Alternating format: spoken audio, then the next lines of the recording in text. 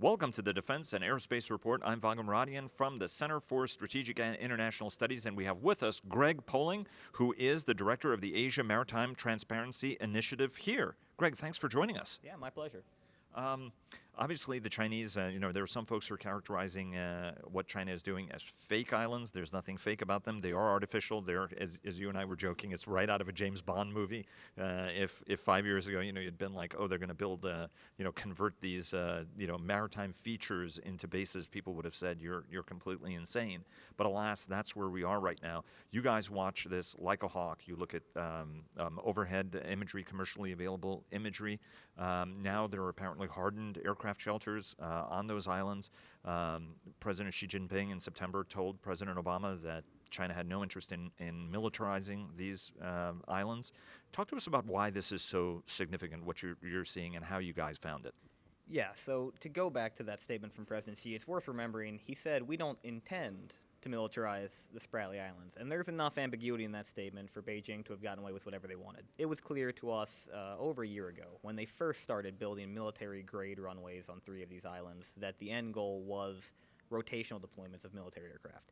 China wants to establish de facto control, at least in peacetime, over the airspace and the water here, to make sure that Southeast Asian claimants cannot operate in these contested waters without Beijing say so.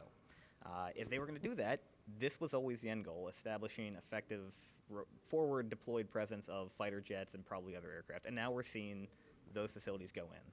And they also want to do administration, right? They want to show that they are actually administering these territories that once were not administered by other powers. Right. They want to, not just over the territories, but over the entire water and sea space. So they're, trying to say that they have jurisdiction over Coast Guard, law enforcement, overflight. There's talk about an air defense identification zone, trying to make as many both civil and military declarations and actions they can that others will have to acquiesce to. And they feel like, sure, they might lose, as they did just last month, the legal argument, but if they establish de facto control, it doesn't really matter. How many islands are we talking about? Everybody has a tendency of saying islands. How many are we talking about that have been converted from features, rocks, into actual islands with enclosed harbors and runways? 7. So China has occupied 7 of these features, but most of them since the late 80s. They started building at the very end of 2013, and since then they've created about 3,200 acres of new land out of nothing. 4 of them are quite small, but 3 are very large, and that's the 3 where we're talking about having runways, very large docking facilities, and now a very large hangar presence where they probably be able to accommodate 24 fighter jets and a handful of much larger planes in the very near future. What's the Chinese answer to this when challenged with the fact that you're building reinforced fighter installations that have only one military purpose? Well, the Defense Ministry said just this morning, nothing really addressing the fighters, just said these are ours. We'll do with them as we want. What we've seen over the last few months since President Xi made that now repeatedly broken promise not to militarize is 2 things. 1, this isn't militarization. We're just doing this for defensive purposes, and that was always our right. And 2, we're doing it because of something the U.S. did. So, which is somewhat absurd because long before he made this promise, they had already started building these 3,000-meter-long runways clearly to military specifications. And what they're doing now is rationalizing those after the fact. They point to, a U.S. FONOP, Freedom Navigation Operation, that just happened to explain, for instance, why they built something 6 months ago. And it gets absurd, but it was clear that this was always the point, and that promise in the Rose Garden was nothing more than smoke and mirrors. One of the points that everybody has made is, for years, that one way to control China's behavior would be to embarrass it, to shame it in international public opinion, to use the sunshine rule by paying attention to every single transgression by the Chinese and to call them out on it. Has that been working at all? I hate to say that. Is your initiative a failure, Greg? No, I'm joking. But, has it had any effect at all on China? Well, that is the transparency part of our name, the Asia Maritime Transparency Initiative, the idea that you can't make good policy if you don't know what's happening. And the long-term U.S. strategy, as well as those of other states, has clearly been based on a naming and shaming of China, trying to convince Beijing that it undermines its own interests by acting like this. That has not stopped them from building out these islands. It hasn't stopped them from bullying its neighbors.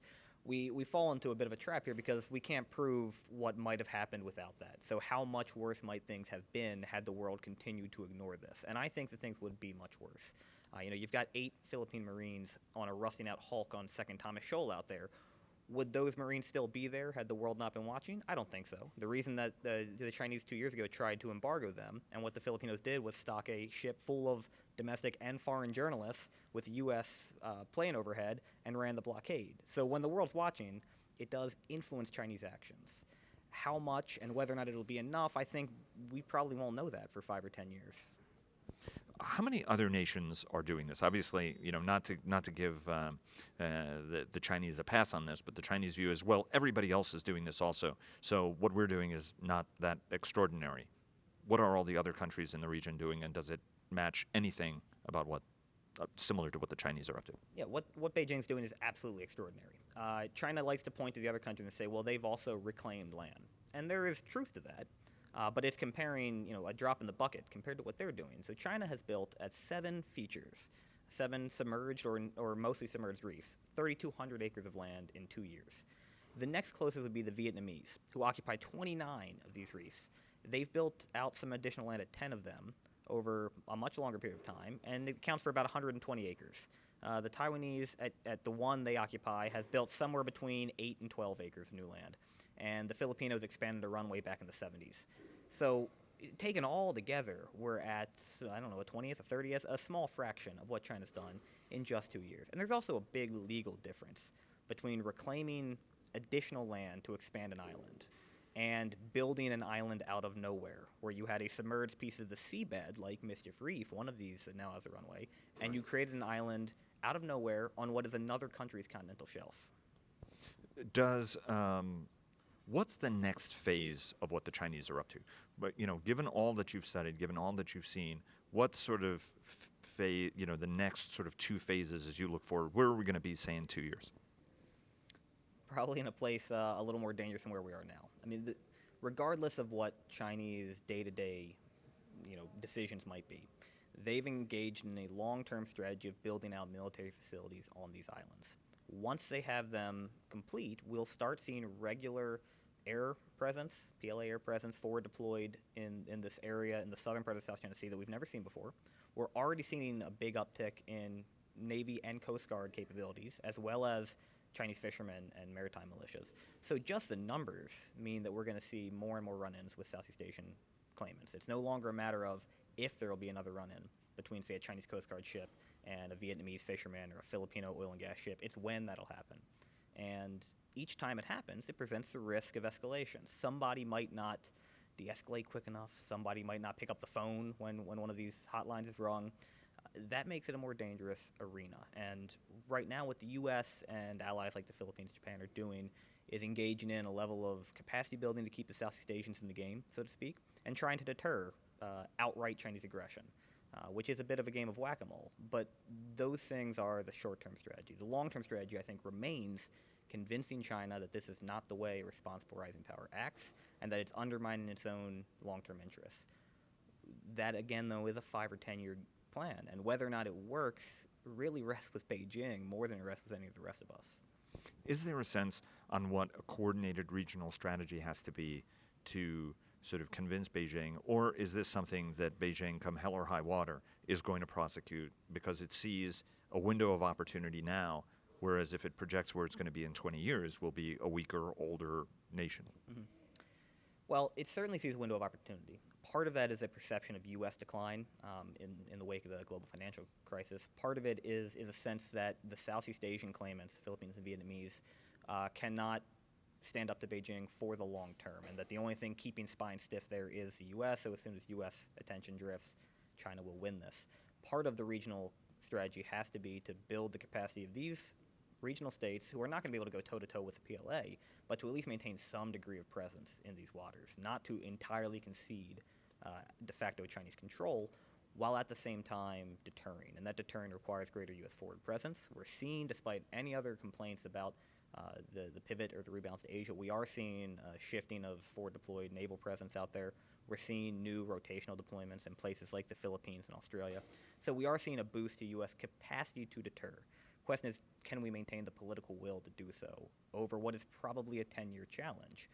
We cannot afford to walk away from this, and no U.S. administration is going to be willing to accept The 9-dash line, as China's claim, is a hugely excessive maritime claim that effectively destroys 3/4 of a century of customary maritime law.